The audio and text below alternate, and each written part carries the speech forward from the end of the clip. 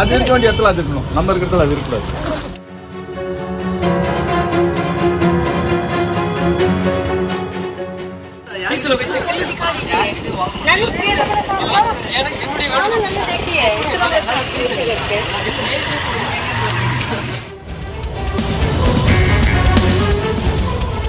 நண்பர்களுக்கு பணிவான வணக்கம்.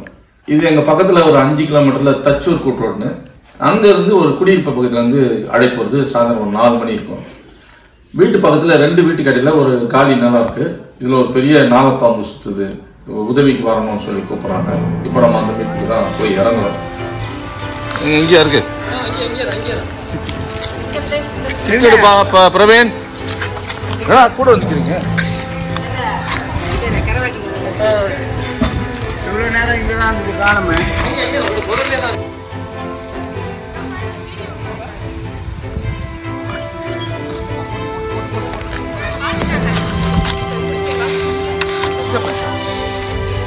எப்பவுமே இந்த பாம்பு மீட்புக்கு போகும்போது அங்கே அக்கம் பக்கத்தில் ரொம்ப பரபரப்பாக ஒரு சிறிய குழுவை போடுவாங்க. அந்த வகையில் அந்த வீட்டார் எல்லாருமே சுற்றி நிற்கிறாங்க.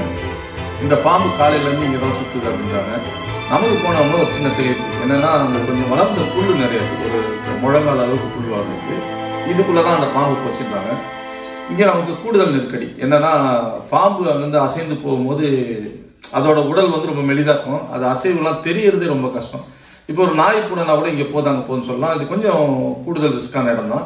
என்ற போதும் மீட்பு பணியை குழுவோடு சேர்ந்து தொடங்கிடுச்சு. அங்கே போகுது அசைது அசைதுல இங்கே அசைதுப்பா. இங்கே அசைது தண்ணியா?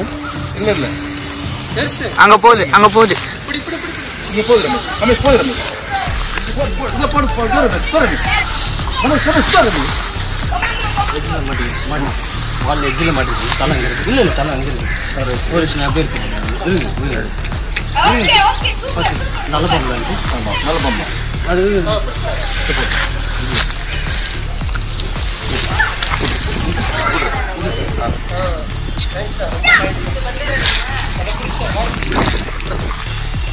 நல்ல பாம்பு தான். பெரிய தவளை ஒன்று இருக்காங்க. அதை முழுக்கிறதுக்கு சைஸும் கிடையாது, எதுவும் கிடையாது.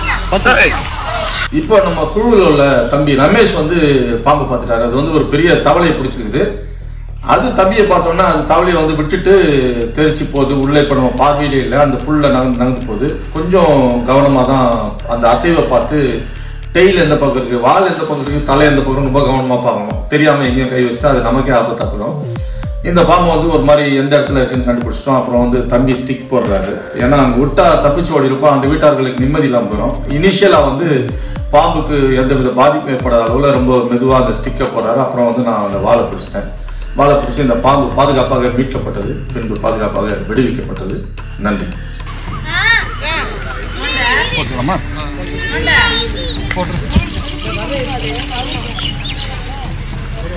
போலாம் போலாம் போலாம் போ.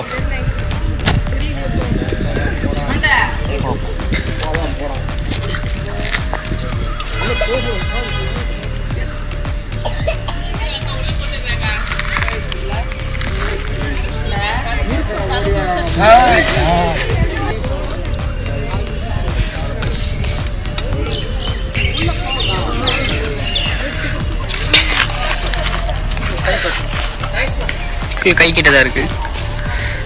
கை கிட்டதான் இருக்கு. தலை மேல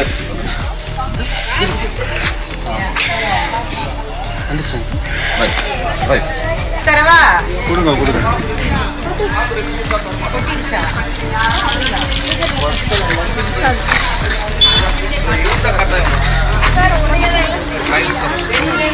916